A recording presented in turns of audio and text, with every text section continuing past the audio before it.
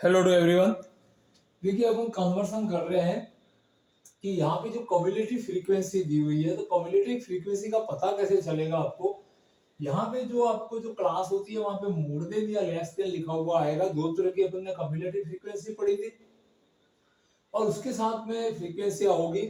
तो आपको और फ्रीक्वेंसी जो होती है वो कंटिन्यूसली या तो इंक्रीजिंग होती है, जब यहाँ पे लेस देन में रहता है क्लास इंटरवल, मोर देन में रहेगा तो डिक्रीजिंग ऑर्डर में है। तो आप समझ जाइए कि ये सीएफ है और यहाँ पे आपको इससे वैल्यू जो क्लास है उससे आपको क्लास इंटरवल प्रॉपर वे में चेंज करना है और सिंपल फ्रीक्वेंसी टेबल बनानी है। बिकॉज आप जब स्टेटिस्टिक्स के जो फॉर्मूले लगाते हैं, कई बार आप छोटी क्लास में क्लास 10th में पढ़ते हो या इकोनॉमिक्स में हो या कोई भी स्टूडेंट होता है वो गलती कर सकता है कंपटीशन में भी। तो बिल्कुल ध्यान से काम करना है। मोर देन या लेस देन में लिखा आ रहा है दैट मींस वो सीएफ है और सीएफ को पहले क्लास और फ्रीक्वेंसी में आपको चेंज करना जरूरी होता है।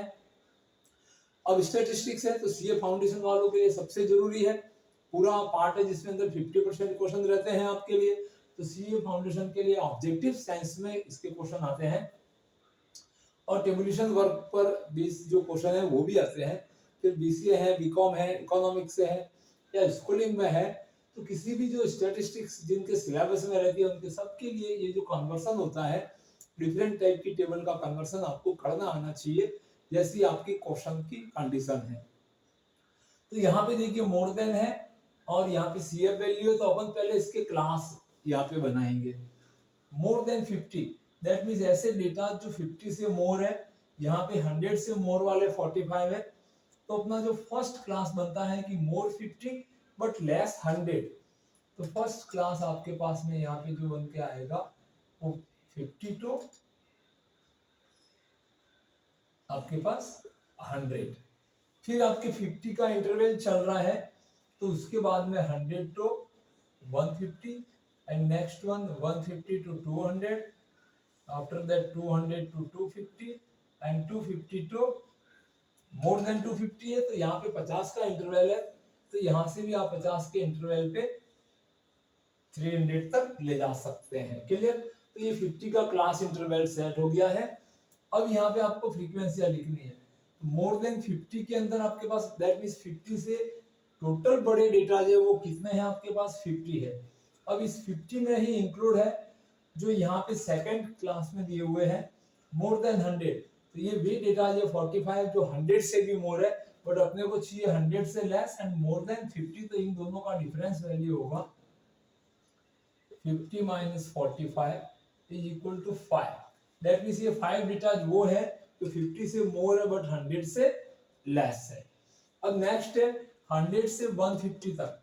तो यहाँ पे देखिए 100 से मोर देन 100 में आपके पास में जो वैल्यूज है वो 45 है और मोर देन 150 मतलब ऐसे डेटा जो 150 से भी बड़े हैं वो 25 डेटा है और 100 से बड़े डेटा 45 है। तो यहाँ पे आपके पास में जो फ्रीक्वेंसी आएगी वो रहेगी कि 100 से मोर। तो 100 से मोर में कितने डेटा है आपके पास 45 माइनस 150 से मोर कितने हैं 25। तो यहाँ पे आपके पास में फ्रीक्वेंसी रहती है 20। और नेक्स्ट में आते हैं 150 से मोर एंड 200 से लेस। तो मोर देन 150 पे यहाँ पे आपके पास टोटल 150 से मोर वैल्यूज कितने हैं 25। अब इसमें से 200 से भी मोर वैल्यू, तो अपने को तो 200 तक ही चाहिए, तो 200 से मोर वैल्यू 20 है। तो यहाँ से लेस करते हैं तो आपके पास फ्रीक्वेंसी आती है 5। अब नेक्स्ट आता है 200 और 250 के बीच में। तो 200 से मोर में आपके पास में 20 है और 250 से भी मोर वैल्यूज 8 है। तो इस 8 को लेस करते हैं तो यहाँ की फ्रीक्वेंसी आती है 12। क्लियर। और 250 से मोर आपको क्लियरली गिवन है 8 है, तो यहाँ पे 8 आ जाते हैं। तो इस तरह से अपने क्लास और उसकी ऑर्डिनरी फ्रीक्वेंसियां है वो फाइंड की है। आप इसको चेकआउट भी कर सकते हैं। तो देखिए आपको यहाँ से डिसेंडिंग चलना है। तो देखो 8 लास्ट क्लास की फ्रीक्वेंसी 8 थी, 8 में 12 को ऐड करेंगे तो 20 आएगा, 20 में 5 को ऐड करेंगे 25 आएगा, 25 में 20 ऐड करेंगे 45 आएगा और 45 में 5 को ऐड करेंगे तो 50 आएगा। दैट मींस आपकी सीएफ से ऑर्डिनरी जो सिंपल फ्रीक्वेंसियां बनाने का तरीका है वो एकदम सही है और आपने सही फ्रीक्वेंसियां सही क्लास के लिए बना दी है। तो इस तरह से कन्वर्सन सीखने के लिए बने रहे हमारे चैनल पे, अपने फ्रेंड्स को शेयर करिए। आप थ्योरिकल एग्जाम दे रहे हैं या कंपटीशन दे रहे हैं, ये जो छोटी छोटी जो टर्म्स होती है वो भी कंपटीशन में बहुत मायने रखते हैं और थ्योरिकल में तो मेजर क्वेश्चन आता है। तो पहले इसका कन्वर्सन आना चाहिए। अगर आपको कन्वर्सन नहीं आ रहा है तो फिर आप लॉन्ग आंसर क्वेश्चन अटेंड ही नहीं कर पाओगे या सही नहीं कर पाओगे। तो इसलिए इसको सीखने के लिए प्रैक्टिस कीजिए। चाहे किसी भी पोजीशन में आपको डेटा जाते हैं तो उसको पहले एक प्रॉपर वे में एक ऑर्डर में यूनिफॉर्म तरीके से अरेंज करना सीखिए। क्लियर? और यही सीखने के लिए बने रहे हमारे चैनल पे। सब्सक्राइब नहीं किया तो सब्सक्राइब करिए, फ्रेंड्स को शेयर कीजिए। Thank you watching this video.